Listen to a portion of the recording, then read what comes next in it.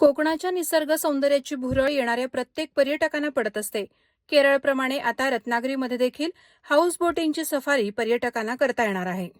रत्नागिरी जिल्हा परिषदेनं सिंधुरत्न समृद्ध योजनेतून पर्यटन वाढीसाठी उमेद अंतर्गत महिला बचत गटांसाठी एकूण 5 हाऊस बोटी घेतल्यात. त्यापैकी एक बोट राई बंदरामध्ये पर्यटकांसाठी सज्ज झाली आहे. यातून महिलांना रोजगार निर्मिती होणार आहे. या हाऊस बोटीतून खाडीपट्ट्यामधील निसर्गाचं सौंदर्य पर्यटकांना पाहायला मिळणार आहे. सुखसोयींनी सज्ज असे 2 रूम या बोटीमध्ये पर्यटकांना पाहायला मिळणार आहेत. महाराष्ट्रातील पहिलाच हा प्रकल्प महिलांच्या माध्यमातून हाऊस बोटिंगचा प्रकल्प असणार आहे. काय सांगाल या संदर्भात? महिलांच्या माध्यमातून पहिलाच हा हाऊस बोटचा प्रकल्प आहे.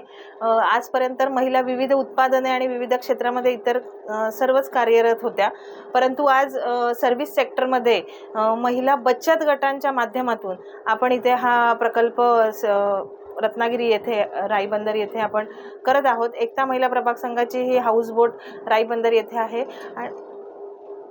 आणि याच्या माध्यमातून महिला ह्या बुकिंग ते अगदी कॅटरिंगपासून ते अगदी मार्केटिंगपर्यंतच्या सर्व गोष्टी या महिलांच्या माध्यमातूनच आपण करत आहोत.